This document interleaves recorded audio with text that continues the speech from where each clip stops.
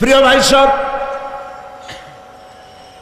আল্লাহ রাব্বুল আলামিন পরীক্ষার জন্য আমাদেরকে এই ময়দানে ছেড়ে দিয়েছেন। প্রশ্ন কি হবে আল্লাহ সব বলে দিয়েছেন। প্রশ্ন কি হবে? তোমার যৌবন, এ ব্যাপারে প্রশ্ন করা হবে। কোন পথে ইনকাম করেছো প্রশ্ন করা হবে। কোন পথে খরচ করেছো প্রশ্ন করা হবে। দ্বীনের ইলম যতটুকুন হাসিল করেছিলে তার কতটুকুন নিজে পালন করেছো, আর দ্বীনের দাওয়াত কতটুকুন মানুষের কাছে পৌঁছায়ছো, প্রত্যেকটি ব্যাপারে কিয়ামতে আল্লাহর কাছে জবাব দিতে হবে। এই জন্য কবি বলছেন, আমল সে জিন্দেগি बनती है ये जन्नत भी व जहन्नम भी ये खाकी अपनी फितरत है ना नारी ना नूरी। মানুষের জীবন আমল দিয়ে গঠন হয়, আমল দিয়ে জীবন গড়ে, নইলে এই মাটির তৈরি দেহ জান্নাত আর জাহান্নামের কিছু দিয়ে তৈরি হয় নাই। আপনি ইচ্ছে করলে দেহটারে জাহান্নামের জন্য উপযোগী করতে পারেন, ইচ্ছে করলে এই দেহটাকে জান্নাতের জন্য উপযোগী করতে পারেন। এটি আপনার ইখতিয়ারে আল্লাহ দিয়েছেন, আপনাকে বাধ্য করা হয় নাই যে সেজদা না দিলে ফেরেশতা এসে ঘাড়ের উপরে পিটাবে, সুদ ঘুষ জেনা করলে পরে ঠ্যাং পিটায় ভেঙে দেওয়া হবে না। আপনি বাধ্য নন, আপনি সম্মানিত জীব আল্লাহ, সম্মানিত প্রাণী আল্লাহ পাকের, সেই জন্য মানুষকে বাধ্য করা হয় নাই। অটোনোমাস বডি, অটোনমি দেওয়া হয়েছে, আপনাকে স্বাধিকার দেওয়া হয়েছে। চন্দ্র সূর্যের ব্যাপারে স্বাধিকার দেওয়া হয় নাই। রাত এখন 7:35, সূর্যের বাপেরও ক্ষমতা নাই বাংলাদেশে এখন উকি মারে, ঠিক কিনা? সে এখন আমেরিকায় রোদ দিচ্ছে, তাপ দিচ্ছে আমেরিকায়। ওকে নির্ধারণ করা হয়েছে যেভাবে, সেইভাবেই করতে হবে। পানি বলেন, পাহাড় বলেন, পাখি বলেন, চন্দ্র বলেন, গ্রহ বলেন, নক্ষত্র বলেন, সব জিনিস বাই হুক অ্যান্ড ক্রুক আল্লাহর হুকুম মানতে বাধ্য। কোরআনে কারীমে আল্লাহ পাক বলেছেন, আফা গায়রা দীনিল্লাহি ইয়াবগুন ওয়া লাহু আসলামা মান ফিস সামাওয়াতি ওয়াল আরদি তাওআন ওয়া কারহা। আল্লাহর দেওয়া জীবন ব্যবস্থা ছেড়ে দিয়ে তোমরা কি অন্য কোনো মতবাদ তালাশ করো? ওয়ালাহু আসলামা মান ফিস সামাওয়াতি ওয়াল আরদ, অথচ আকাশে যা আছে, জমিনে যা আছে, সব আনুগত্যের মস্তক আমার সামনে অবনত করে দিয়েছে। সুবহানাল্লাহ। মানুষকে আল্লাহ পাক ইখতিয়ার দিয়েছেন, ইচ্ছে করলে মাহফিলেও আসতে পারেন, ইচ্ছে করলে সিনেমাও ঢুকতে পারবেন, অসুবিধা নেই। অসুবিধার জন্য কিয়ামত, ওখানে হিসাব হবে। এখানে আপনি সূর্য চন্দ্র ফেরেশতা, ফেরেশতারও কোনো মাজাল নাই, কোনো ইখতিয়ার নাই আল্লাহর হুকুমের বাইরে কিছু করে। আল্লাহ যা করতে বলেছেন তাই করতে হবে, এর বাইরে এক চুলও নড়তে পারবে না। কিন্তু মানুষেরা করতে পারবে। মানুষ ইচ্ছে করলে নামাজ রোজা ছাড়তে পারে, ইচ্ছে করলে আল্লাহরে অমান্য করতে পারে। এইটা তার বিচারের জায়গা না, এটা হলো পরীক্ষার জায়গা। এটা কিসের জায়গা? পরীক্ষার জায়গা। এখানে আপনি কামাই করলে ওখানে কিছু পাবেন, এখানে কামাই না করলে কিছু পাবেন না। আরো সোজা করে বলি, কোন কৃষক, যে কৃষক আষাঢ় মাসে শ্রাবণ মাসে জমিন চাষ করে না, পৌষ মাসে তার গোলায় ধান আসবে? কথা বোঝেন নাকি বোঝেন না? পৌষ মাসে গোলায় ধান আসবে? কোনো পাগলও বলবে না যে তুমি তো চাষই করো নাই, তুমি জমিনে, তোমার জমিনের ফসল তোমার ঘরে আসবে কেন?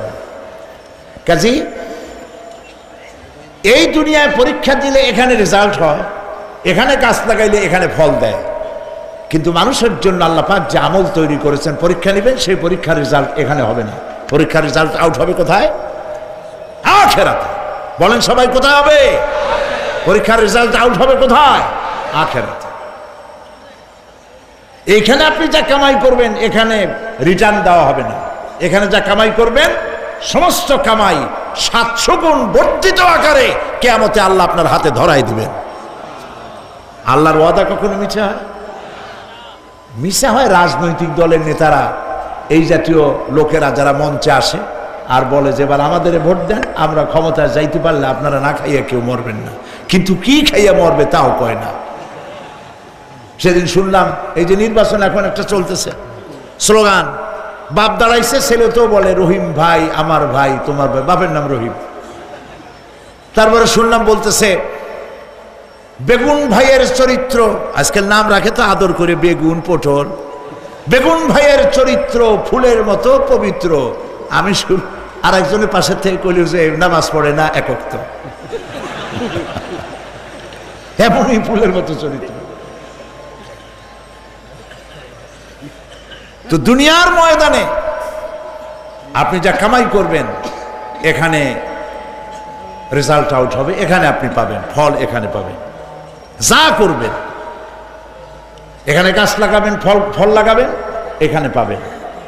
আর আল্লাহর জন্য যেটা করবেন সেটার ফল, সেটার রেজাল্ট কিয়ামতে বাইর হবে। সুবহানাল্লাহ। এখানে পরীক্ষা দিয়ে যদি কেউ ফেল করে, ম্যাট্রিক পরীক্ষা দিয়ে ফেল করেছে, ফাজেল পরীক্ষা দিয়ে ফেল করেছে, আবার পরীক্ষা দিয়ে পাশ করার সুযোগ আছে, আবারও ফেল করেছে, আবারও পরীক্ষা দিয়ে পাশ করার সুযোগ আছে। 10 বার যদি ফেল করে আরো 10 বার পরীক্ষা দিয়ে পাশ করার সুযোগ আছে। কিন্তু কিয়ামতের দিন আল্লাহ রাব্বুল আলামিনের জীবনের পরীক্ষায় কোনো মানুষ যদি আল্লাহর আদালতে ফেল করে বসে একবার, দ্বিতীয়বার পরীক্ষা দেওয়ার আর কোনো সুযোগ নাই। এই পৃথিবীতে যদি কেউ নিম্ন আদালতে মামলায় হেরে যায়, জজ কোর্টে করবে, যদি হেরে যায় হাইকোর্টে করবে, হেরে গেলে আপিল করবে সুপ্রিম কোর্টে, সুপ্রিম কোর্টেও যদি হেরে যায় তাহলে প্রেসিডেন্টের কাছে আপিল করবে। সুযোগ আছে কয়েকবার। কিন্তু কিয়ামতের দিন জীবনের আদালতে কোনো মানুষ যদি একবার ফেল করে বসে, জীবনের মামলায় যদি একবার হেরে যায়, দ্বিতীয়বার আপিল করার আর কোনো জায়গা নাই। সেই আখিরাতে রেজাল্ট আউট হবে। আমরা সব মরে যাব, আমরা সব কি হব? সব মরে যাব। আল্লাহ পাক আমাদেরকে উঠাবেন আবার। মানুষকে কবরে রাখার সময় আমরা কি বলি? মিনহা খালাকনাকুম, জানেন না? পড়েন, মিনহা খালাকনাকুম ওয়া ফিহা নুঈদুকুম ওয়া মিনহা নুখরিজুকুম তারাতান উখরা। এই মাটি দিয়ে তোমাকে তৈরি করা হয়েছিল, এই মাটির মধ্যে রেখে গেলাম, এর থেকে আবার তোমাকে উত্থিত করা হবে। কে বলতেছেন কথা? আল্লাহ পাক বলছেন, আল্লাহ তাআলা বলছেন। কি নিষ্ঠুর এই পৃথিবী! ভেবে দেখেছেন কি একবারও কি ভেবে দেখেছেন এই পৃথিবী কত নিষ্ঠুর? এই সন্তান সন্ততি সব একটি মোহ, একটি মায়া, একটি মহব্বত, একটি প্রতারণা। যে বইয়ের জন্য হারাম ইনকাম করেছেন, যে সন্তানদের জন্য হারাম ইনকাম করেছেন, জান দিলেন, রক্ত দিলেন, জীবন দিলেন, সারা রাত কষ্ট করেছেন, দৌড়দৌড়ি করেছেন, যখন মরে গেলেন, যে বাচ্চাটা আপনি কোলে না নিলে কলিজা ঠান্ডা হয় না, সেই বাচ্চা বলবে, মাকে বলবে, মা বাপের লাশ যে রুমে আছে আমার সেখানে নিও না, আমার ভয় করে। ঠিক কিনা? স্ত্রীও আরো 2-1 লোক না হলে লাশের ঘরে থাকতে পারবে না, তারও ভয় করবে। থাকলে বড় জোর মা থাকতে পারে, বাপ থাকতে পারে। যাকে বিবাহ করার পর অনেক সন্তান আছে, মা বাপকে চোখে দেখতে পারে না, বউর কথা মতো মায়ের সাথে কথা বলা বন্ধ করে দেয়। হয়তো কুমিল্লা এরকম নাও থাকতে পারে। বউ তো নালিশ করছে, মার সাথে কথা কয় না, আবার বলে এই বুড়িটা মরে না কেন? নাউযুবিল্লাহ, নাউযুবিল্লাহ। বুড়িটারে মরার কথা বলতেছো তুমি। তোমার ছোট্টবেলায় যখন তোমার টাইফয়েড হয়েছিল, অসুখ করেছিল, গরিব বাবা, বাড়িতে ল্যাপ নাই, খাতা নাই, তোষক নাই, সেই জায়গায় মা তার কাপড় বিছায় দিয়া বুকের উপরে নিজের শরীরের উষ্ণতা দিয়া বাঁচায় রাখার চেষ্টা করেছে, নিজে না খেয়ে খাওয়াইছে, অসুখ সারে না।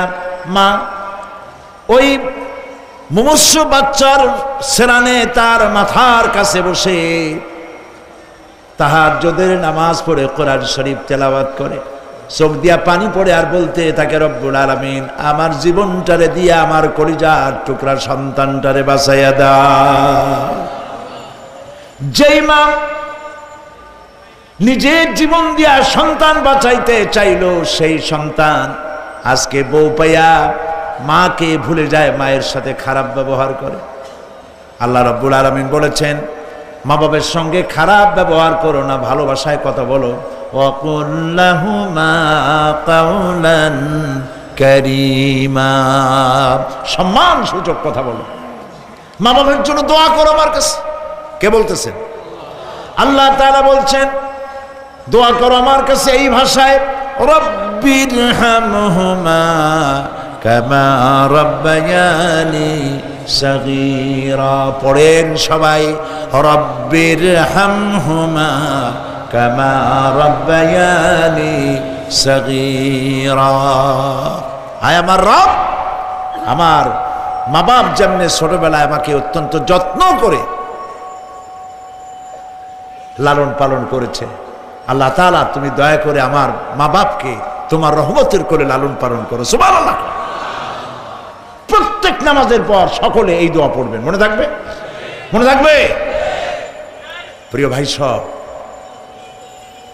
সেই কিয়ামতের মাঠে আমাদেরকে উঠতে হবে, আল্লাহর দরবারে উঠতে হবে। সেই সময় আমাদেরকে কেউ উপকার করবে না। ইয়াউমা লা ইয়ানফাউ মালুন ওয়ালা বানুন, সম্পদ আর সন্তান সন্ততি কোনো কাজে লাগবে না। মা তার সন্তানকে চিনবে না, সন্তান তার মাকে চিনবে না, বাপ তার সন্তানকে চিনবে না, কেউ কাউকে পরিচয় দিবে না। কি মারাত্মক অবস্থা! মানুষ চরম অসহায় হয়ে যাবে। চতুর্দিকে ফেরেশতার আনাগোনা, সূর্য মাত্র 1 হাত উপরে, প্রচন্ড তাপ নিয়ে সূর্য অবস্থান নেবে, মাথার চান্দি ফেটে গিয়ে গুনাহগারের মাথার মগজ গলে গলে পড়তে থাকবে। পিপাসার যন্ত্রণায় জিহ্বাটা ঝুলে কুকুরের মতো করে নাভিস্থল পর্যন্ত ঝুলে পড়বে।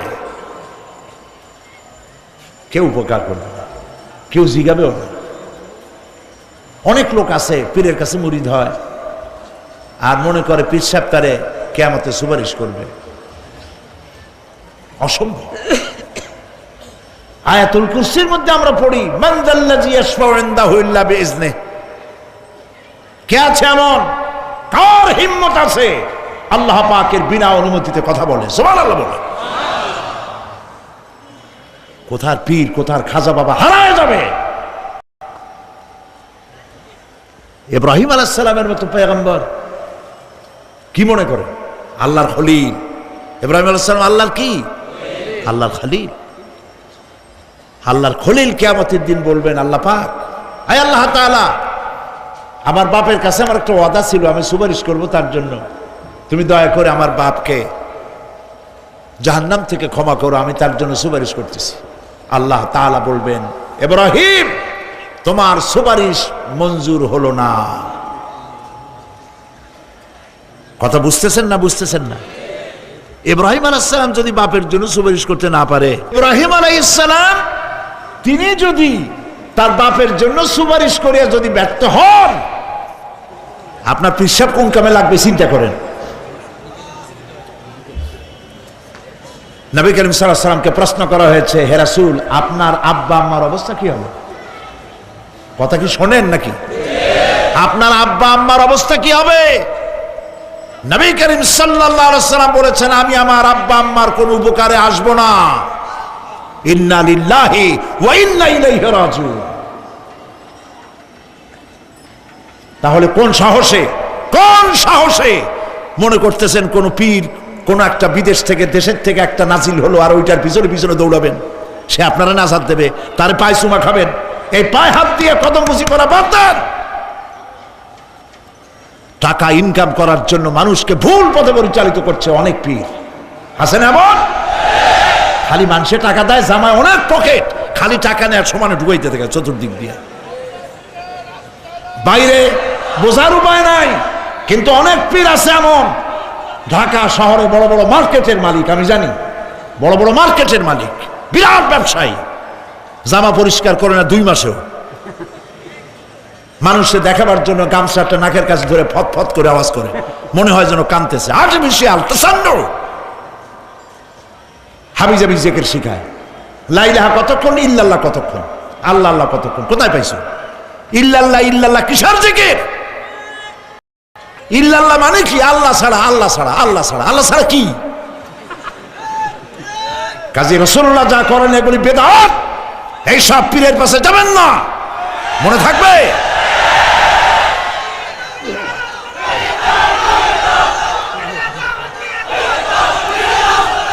প্রিয় ভাই সব, কিয়ামতের দিন আপনার আমল, একমাত্র আমল আপনাকে বাঁচাইতে পারবে।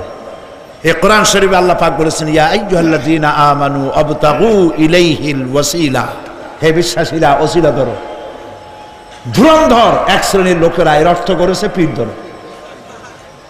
দুনিয়ার কোন তাফসীর, যত মুফাসসির পৃথিবীতে জন্মগ্রহণ করেছেন, কোন মুফাসসির এটা বলেন নাই আবতাগু ইলাইহিল ওসিলার মানে হলো পীর ধরো। বরং সমস্ত তাফসীর মুহাক্কিকিন বলেছেন আবতাগু ইলাইহিল ওসিলা আয় আমলে সালেহ, নেক আমলের ওসিলা ধরো। সুবহানাল্লাহ, নেক আমলের ওসিলা ধরো। প্রিয় ভাই সব, ধান্দাবাজি ছাড়তে হবে। কিয়ামতের দিন মানুষ একেবারে অসহায় হয়ে যাবে, কেউ সাহায্য করবে না। সেই দিন প্রশ্নগুলি, প্রশ্নপত্র সামনে আসবে, আমলনামাগুলি বেঈমানের পিছন দিক থেকে বাম হাতে আসবে, আর ইমানদারের সামনে থেকে ডান হাতে আসবে। আমলনামা হাতে পাওয়ার সঙ্গে সঙ্গে বেঈমান বুঝে ফেলবে তার জায়গা কোথায়। কলিজা তখন গলার কাছে চলে আসবে। সব তো ছিল একসাথে। মনে করেন এই মাহফিলের মধ্যে, মনে করেন এইখানে সন্ত্রাসী আছে, খুনি আছে, ওয়ান্টেড, মোস্ট ওয়ান্টেড আসামি এর মধ্যে আছে, ধরা যাচ্ছে না। অনেক মানুষের মধ্যে হঠাৎ করে অর্ডার হলো যে ভিতরে এসবিআইবি ঢুকিয়ে দেওয়া হয়েছে, গোয়েন্দা বিভাগের লোক ঢুকিয়ে দেওয়া আছে, সন্ত্রাসী মোস্ট ওয়ান্টেড যারা আছে বেরিয়ে পড়ো, এক পাশে চলে আসো। তখন অবস্থাটা কি হবে তাদের? মজা লাগবে? পায়ের রক্ত মাথায় উঠে যাবে, চোখ দিয়ে রক্ত পড়া শুরু করবে। সমস্ত মানুষ একসাথে ছিল হাসরের ময়দানে, হঠাৎ করে অর্ডার হয়ে যাবে, অন্তাজুল ইয়াউমা আইয়ুহাল মুজরিমুন, হে অপরাধীর দলেরা আলাদা হয়ে যাও। ইন্না লিল্লাহ, আলাদা হয়ে যাও। সমস্ত মানুষ সেখানে খালি পায়ে উঠবে, কারো পায়ে জুতা নাই, স্যান্ডেল নেই, পরনে কোনো কাপড় নাই, গায়ে কোনো কাপড় নাই, মাথায় কোনো আবরণ নাই। হযরত আয়েশা সিদ্দিকা রাদিয়াল্লাহু তাআলা আনহা, তিনি নবী করিম সাল্লাল্লাহু আলাইহি ওয়াসাল্লামের কাছে কিয়ামতের এই বর্ণনা শুনে কাঁদতেছিলেন আর বলতেছিলেন, হে আল্লাহ রাসূল, কিয়ামতে সকলকে ভাবে উঠতে হবে, এমনকি আমাকেও? হুজুর বললেন, প্রত্যেকটি মানুষকেই উলঙ্গিনী হয়ে উঠতে হবে। তিনি প্রশ্ন করলেন, তখন কি শরম হবে না? নবী করিম সাল্লাল্লাহু আলাইহি ওয়াসাল্লাম বলছেন, জাহান্নামের ভয়তে কেউ কারো দিকে তাকাবার সুযোগ পাবে না। সব উপরের দিকে তাকায় থাকবে আর বলবে, আল্লাহ আমারে বাঁচাও, আল্লাহ আমারে রক্ষা করো। সমস্ত নবীরা, সমস্ত নবী, আদম আলাইহিস সালাম থেকে শুরু করে ঈসা আলাইহিস সালাম পর্যন্ত সব নবী বলবেন, নাফসি নাফসি, আল্লাহ আমারে বাঁচাও, আমাকে রক্ষা করো। কোথায় যাবে আপনার পীর সাহেব? একমাত্র ব্যক্তি, একমাত্র ব্যক্তি বিশ্বনবী মুহাম্মদুর রাসূলুল্লাহ সাল্লাল্লাহু। মানুষেরা হয়রান হয়ে যাবে, আদম আলাইহিস সালামের কাছে যাবে, আবাল বাশার, আপনি প্রথম মানুষ, আমরা বিপদে শেষ হয়ে গেছি, 50,000 বছর দাঁড়ায় আছি। কয় বছর দাঁড়ায় থাকতে হবে? কোথায় আছে? এই কোরআন শরীফে 50,000 সানা মিম্মা তাউদ্দুন। এই পৃথিবীতে গণনা করলে 12 মাসে 1 বছর, 12 বছরে 1 যুগ, এরকম করে করে 50,000 বছর পৃথিবীতে গুনলে যত বড় লম্বা হয়, বিচারের দিনটা এত বড় লম্বা হবে। সবাই বলবে, আদম আলাইহিস সালাম আমাদের জন্য একটু আল্লাহকে সুপারিশ করুন যেন তিনি আমাদের বিচারটা তাড়াতাড়ি করে দেন।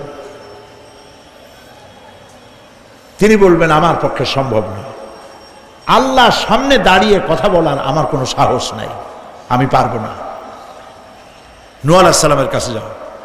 নূহ আলাইহিস সালাম বলবেন আমি পারবো না। মুসা আলাইহিস সালামের কাছে যাও, তিনি বলবেন আমি পারবো না। ইব্রাহিম আলাইহিস সালামের কাছে যাও, একজন আরেকজনের কাছে পাঠাবে। সর্বশেষ ঈসা আলাইহিস সালামের কাছে লোকেরা আসবে, হাসরবাসী। ঈসা আলাইহিস সালাম বলবেন আমি তো পারবোই না, কারণ পৃথিবীর শত শত কোটি নাসারারা আমাকে আল্লাহর ছেলে বলেছে, অথচ আমি তাদের তা বলতে বলি নাই। আমি নিজের ব্যাপারেই আজকে শঙ্কিত, আমারে তারা আল্লাহর ছেলে বলছে। আল্লাহ আজকে আমার সাথে কি ব্যবহার করবেন আমি তো জানি না, আমি নিজেই বিপদে আছি। তবে আমি তোমাদের ব্যাপারে একটা পরামর্শ দিতে পারবো। একজন ব্যক্তি আছে যার কাছে গেলে তিনি কথা বলতে পারবেন, তিনি বিশ্বনবী রাহমাতুল লিল আলামিন জনাব মুহাম্মদ রাসূলুল্লাহ সাল্লাল্লাহু আলাইহি ওয়াসাল্লাম। তার কাছে চলে যাও, হাসরবাসীরা তার কাছে চলে যাবে। নবীজি সকলের কথা শুনে সেজদায় পড়ে কাঁদতে থাকবেন। তিনি বলবেন হাসরবাসীদের কাজ সুস্থ করবেন, এই কাজ আমার কাজ, আমি বলবো আল্লাহ পাককে। তিনি সেজদায় পড়ে কাঁদবেন। রব্বুল আলামিন প্রশ্ন করবেন, হে আমার রাসূল, আপনার তো আজকে কান্দার দিন না, আপনি কাঁদেন কেন? আমি আপনাকে মাকামে মাহমুদ দিয়েছি, কাউসারের মালিক বানাই দিয়েছি। আপনি জান্নাতে প্রবেশ করার আগে কেউ বেহেশতে যাইতে পারবে না, এই সম্মান দিয়েছি, কাঁদেন কেন? নবীজি বলেন রব্বুল আলামিন যা তুমি আমার জন্য বরাদ্দ রেখেছো সব আমি পেয়েছি বা পাবো, আমি কান্দি আমার উম্মতের কি হবে? আল্লাহ রাব্বুল আলামিন তাকে পারমিশন দিবেন, আপনার নেককার জান্নাতি উম্মতগুলি আপনি বেছে নিন। নবী করিম সাল্লাল্লাহু আলাইহি ওয়াসাল্লাম পারমিশন পাবেন। আল্লাহর পারমিশন ব্যতি রেখে আল্লাহর দরবারে কথা উচ্চারণ করার ক্ষমতা কারো হবে না। সুবহানাল্লাহ। এই কথা ভাববার কোনো কারণ নাই। অমুক পীর সাহেবের অনেক মুরিদ আছে, সব মুরিদ টুরিদ নিয়ে নারায়ে তাকবীর জিন্দাবাদ, পীর সাহেব জিন্দাবাদ, এই সমস্ত বাদ বোধ কামে লাগবে না। ওয়া কুল্লুহুম ইয়াতিহি ইয়াউমাল কিয়ামাতি ফারদা। কিয়ামতের দিন প্রত্যেককে একজন একজন করে আসতে হবে আল্লাহর দরবারে। আল্লাহ বলেছেন একজন একজন একজন, মিছিল করার উপায় নেই। আল্লাহ রাব্বুল আলামিনের দরবারে হাজির হয়ে যাবে সেই কঠিন হাসরের ময়দানে বাঁচার জন্য। নবীজি দোয়া শিখায় দিয়েছেন, দোয়া করো আল্লাহুম্মা হাসিবনি হিসাবান ইয়াসীরা। পড়েন আমার সাথে, আল্লাহুম্মা হাসিবনি হিসাবান ইয়াসীরা, আল্লাহুম্মা হাসিবনি হিসাবান ইয়াসীরা। আয় আল্লাহ তুমি আমার সহজ হিসাব নাও। নবী করিম সাল্লাল্লাহু আলাইহি ওয়াসাল্লাম নিজেই দোয়া করেছেন। চিন্তা করেন, আল্লাহ পাক নিজে, আল্লাহ তাআলা তিনি নিজে প্রশ্ন করবেন এবং পাপগুলি দেখাই দেবেন, এই সব পাপ করছো। মানুষ আল্লাহর বান্দা ভয় চোটে কলজা গলা দিয়ে বেরিয়ে যেতে থাকবে, বেরিয়ে যেতে চাইবে, তার বাষ্পরুদ্ধ হয়ে আসবে, বলতে থাকবে আল্লাহ আমি করে ফেলেছি, আমি মাপ চাই, তোমার কাছে ক্ষমা ভিক্ষা চাই। আল্লাহ রাব্বুল আলামিন বান্দার কাকুতি বিরতির দিকে লক্ষ্য করে বলবেন, বান্দারে আমি তোকে ক্ষমা করে দিলাম। এটাই হলো হিসাব ইয়াসির, সহজ হিসাব। এই সহজ হিসাব কার কিসমতে আছে কার কিসমতে নাই তা আমরা কেউ জানি না। এই দুনিয়াটাকে আল্লাহ পাক বানাইছিলেন পরীক্ষা নেওয়ার জন্য। কি জন্যে? পরীক্ষা নেওয়ার জন্য। পরীক্ষায় যার যে বয়স এখন আছে, এখানে আমার যা বয়স, আপনার যা বয়স, এই বয়সে যা যা করছি এখন হিসাব করেন। ছোটবেলায় কই মাছের কাঁটা গলার মধ্যে ঢুকছিল, তখন ক্লাস 2তে পড়ি। এরকমের একটা ঘটনা মনে আছে কিনা? মনে নাই? অন্যের বাড়ির আম পাড়তে গিয়া বাড়িওয়ালার সামনে পড়ছিলেন, 2টা থাপ্পড় দিছিল। এসব কথা মনে আছে না? আছে কিনা? এই ছোট্ট ছোট্ট কথাগুলি, কোন পুকুর পাড়ে আসার খাইছিলাম, কেটা মারছিল, সেই ছোট্টবেলা থেকে এই পর্যন্ত এই ছোট্ট কথাগুলি যদি মনে থাকে, তাহলে বড় বড় পাপ কি কি করছেন তা মনে নাই? তাহলে নিজের হিসাব নিজে করো। কিয়ামতে আল্লাহ পাক আমলনামা হাতে দিবেন, বলবেন পড়ো, ইকরা কিতাবাক, পড়ো তোমার আমলনামা। তুমি তোমার হিসাবের জন্য আজকে তুমি নিজেই যথেষ্ট। পড়ে দেখো কি করছো। ইন্না লিল্লাহি ওয়া ইন্না ইলাইহি রাজিউন।